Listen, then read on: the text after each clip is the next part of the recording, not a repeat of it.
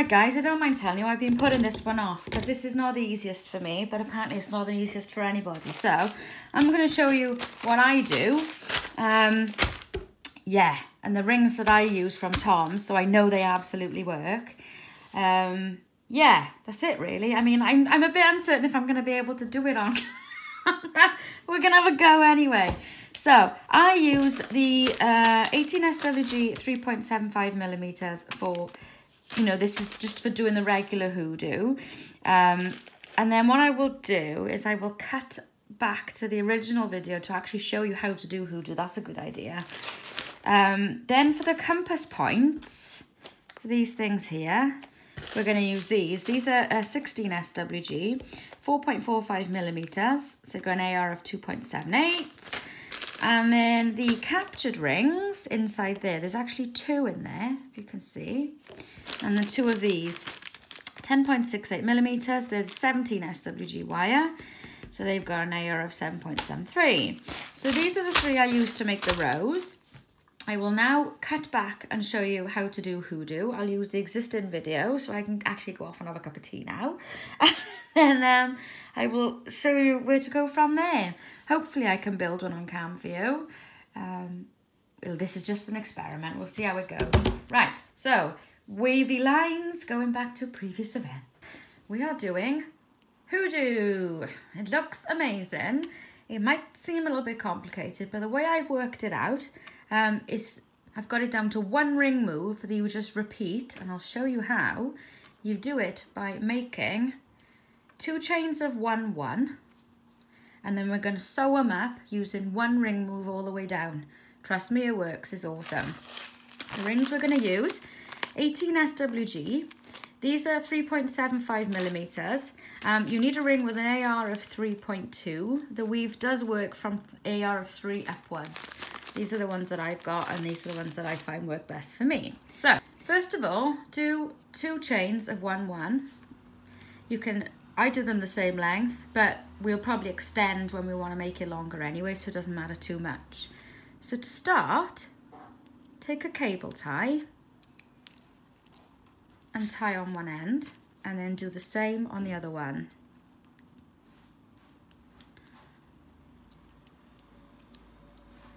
Like that. And then, because we're going to work on the first 2 there, to keep them stable, put them together like that, and then wrap those 2 cable ties together. So now those 2 are there like that. Oh, that's the dog's about to bark. Hang on a minute. So what the weave demands now is that we go through. So these 2 that are joined are going to be what I'm going to call the outward facing ones. Yeah. Then the next 2 are going to be inward facing ones. Then the next one are going to be outward facing ones. See? Those ones are lying outwards. Those ones are lying towards each other. Those are lying outwards, and so on, right?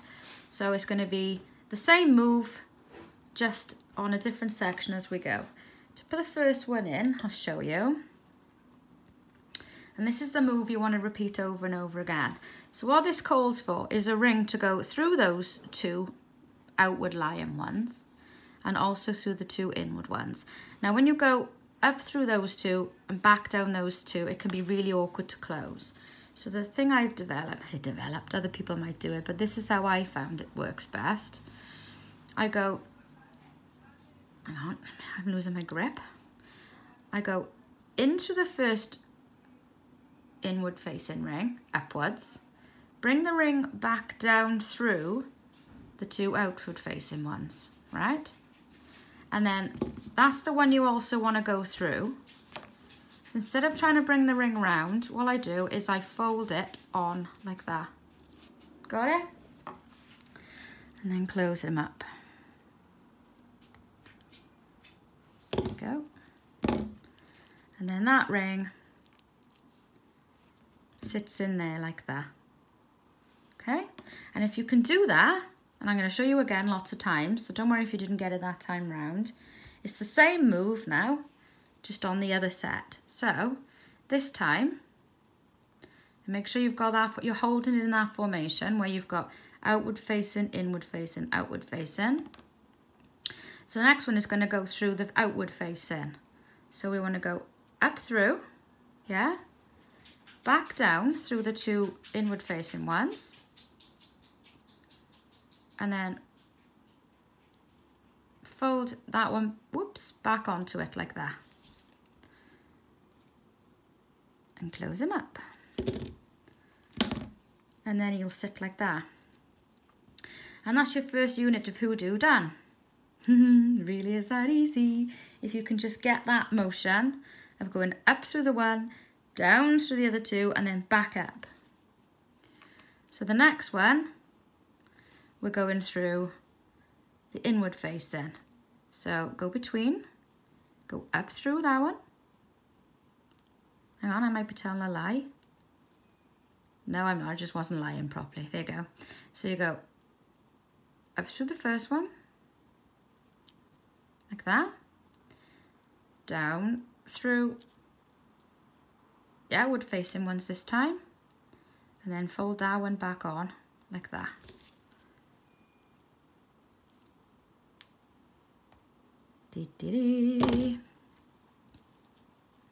Make sure you don't turn your work as well, because that can be confusing. There we are, look. That's the ring we just placed there, which is so much easier than trying to get it in. If you can just get that motion, which I'm going to show you again on the next one. So the next one, we're going up through the outward facing, yeah, down through the two inward facing, and then put that one on there like that.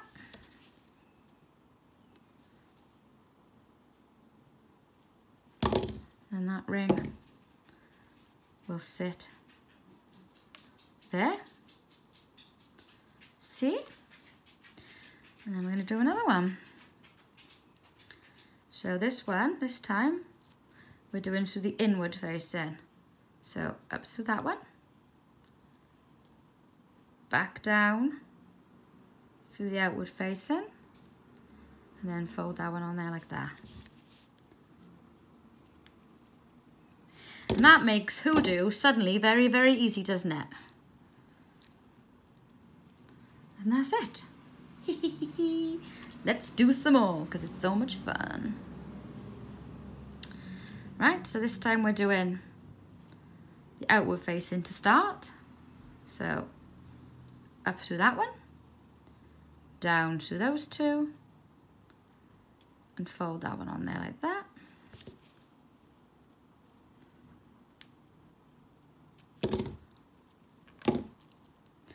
Yeah, so he's now sat in there, look. And then the next one. And you've got to make sure you don't twist these and they're facing the wrong way. Always make sure they're following the pattern. So those are now inward facing. Up through the first one. Down through those outward facing. And fold him on there like that. And that's it.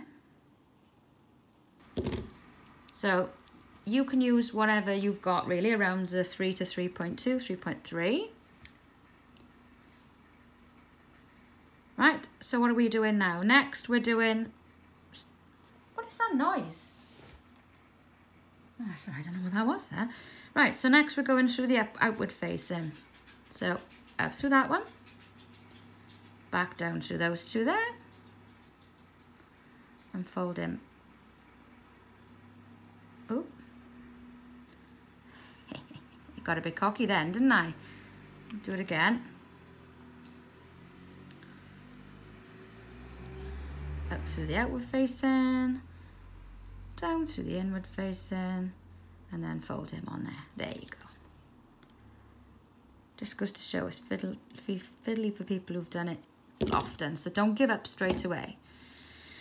And there we are. You just keep going. Right, so using the knowledge that you've now got to do Hoodoo, make a piece this long, and you've got 1, 2, 3, 4, 5, 6 completed bits, and then an unfinished one on each end, because the unfinished one is the one that we're going to join to itself, and that'll create 2 more because we want 8 bumps. Let's call these our bumps, right? 1, 2, 3, 4, 5, 6. That'll be number 7 and that'll be number 8. So make it to the point where you've got these loose rings on the end, and then we're going to join it into a circle. Okay, so we're going to make sure it's not twisted. Bring it around and see where you've got those there, look. There are our other bumps. So we want to join those 2 now with a ring, and then we want to join those 2 with another ring to bring it into a circle. So let's put a ring, oops, through that one and that one to join it on the one side.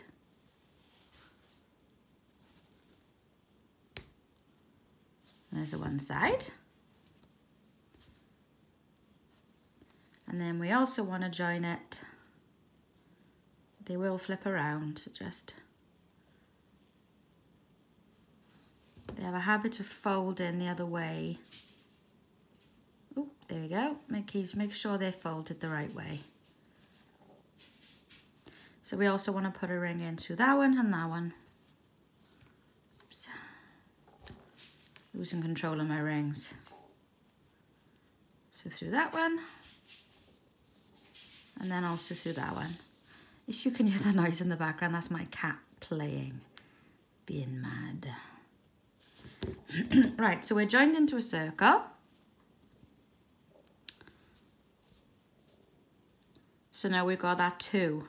See, there's our bump, there's our 2 new bumps, and the 2 there that we need to put rings through.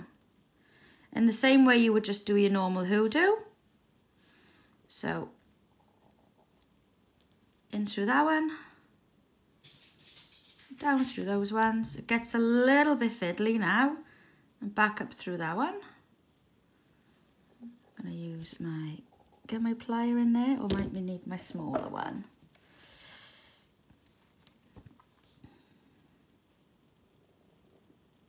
Got him.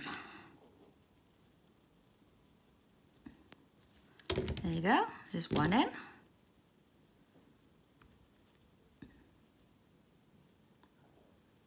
And then we want one more in there. Where's my loose ring gone? He's flying off, flew off. Let's get another one.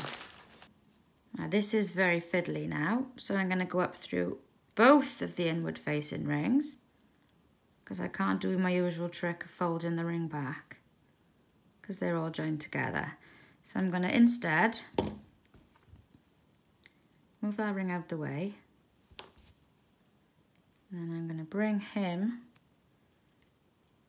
down through both of the outward facing rings. See, he's going to come through there. He is, like it or not, he is. There. And then we've got to try and tighten that up. Close that ring up, which is going to be fiddly, but with a bit of determination. Might need those ones on the other side, actually.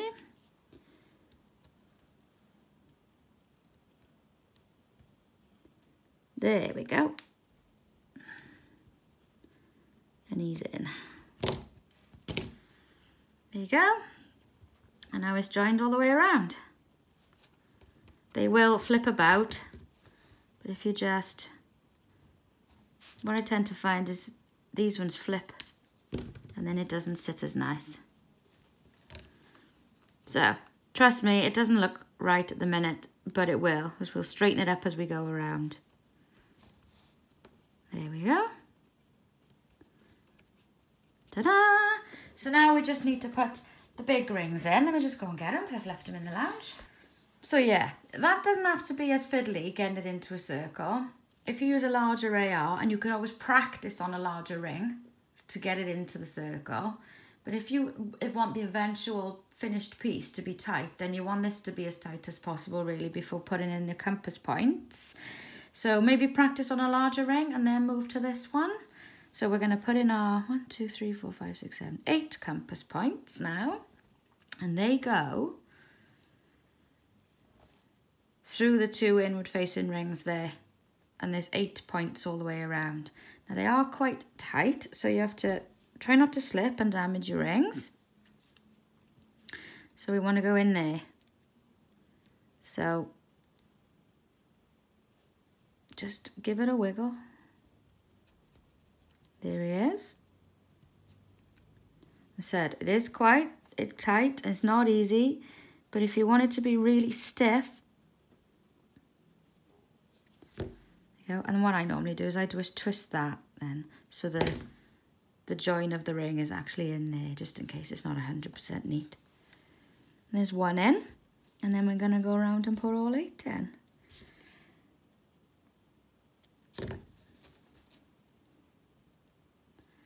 So there's our next position there. Give it a little wiggle. As I said, a larger ring will make it looser, but then it won't have that really nice stiff. See how stiff that is now? And then just keep on, just keep swimming, just keep swimming. Sometimes you'll need to make sure you line them up. So just give that a bit of a twist. See how he's sitting not quite right? And then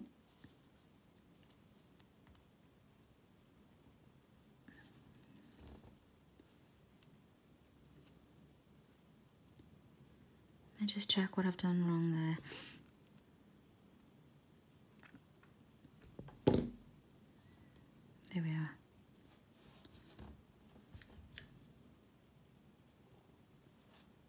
Right, so in with our 3rd one.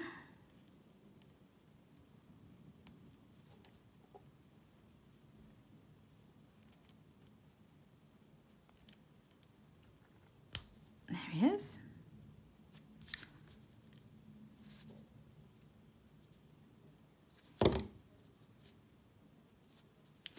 And then what will happen is these will actually click into place. Click, click, click. And they're dead stiff now. Those aren't going anywhere. You just need to do that all the way around. Which I keep saying like I'm going to end the video, but I feel like I need to put them all in really, don't I? Here comes the next one.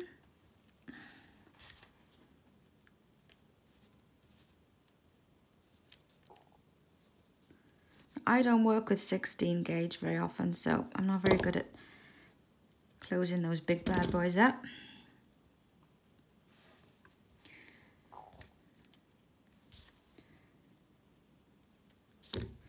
This is boring. Shall I fast forward this bit? No, I need to keep going to prove it can be done, don't I? So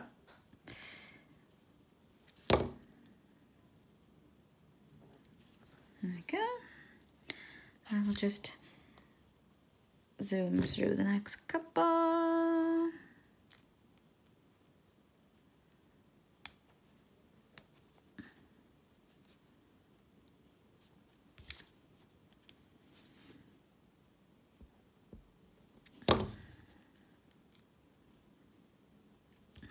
How many have we got left to do? 2! Just 2 little buggers left to do. One in there.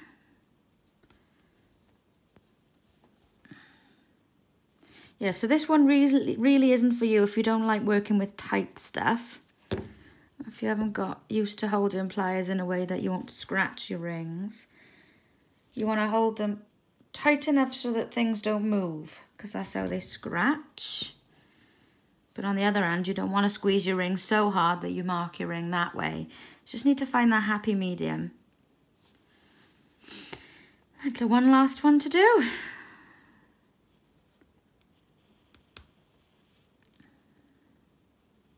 There we are, that's so tight now.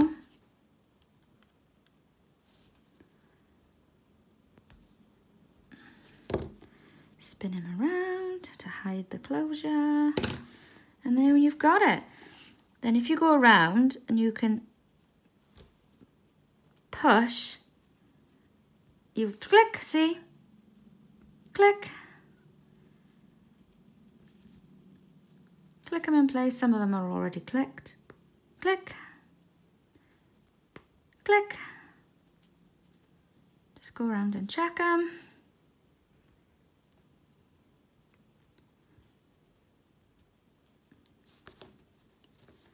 And that's it. Do-do-do. Compass rose, proper sturdy compass rose. So it is awkward, but if you can work with the tightness as you go through, then I will give you a really tight finished product. Right, so I've just realised actually I need to show you. You might want to be doing the version with the rings captured in the middle. I don't bother sometimes because that is so tight. But if you want to, you're going to need, I use 2 of these, the 2 large ones, which I did tell you about and then promptly didn't use them. I've just taken some of these out to the compass point rings to loosen it up to show you. Now you want to force these in there and it's not easy. To be honest, none of this thing is flipping easy. It's not one of my most enjoyable projects, but there's one. Force him in. 2. Force him into shape. There you go. And then as you put your large rings, sorry, your compass ring points. I'm tired today, sorry I keep making fluffs. As you put your compass point ones back in, that'll finish the tightening up process. And remember to just click them in, like that.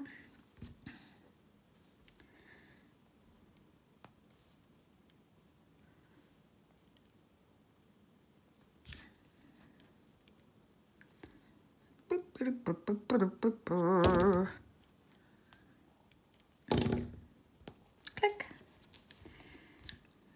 The click is very satisfying, actually. I don't know if it's meant to do that, but that's how it works for me. So, there you go. Click. One more.